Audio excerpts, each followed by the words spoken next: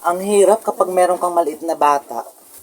Alisan mo yung bahay, ayos na ayos, pero pagbalik mo, ang daming kalat uli.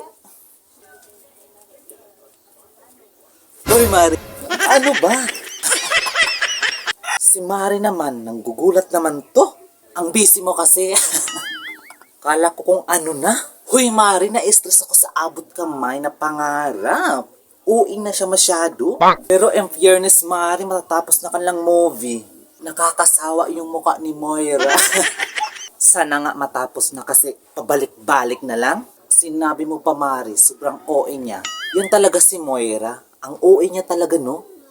Namatay na tapos balik eksena naman, di ba, Mari? By the way, Mari, bakit napadaan ka? Anong kailangan mo, Mari?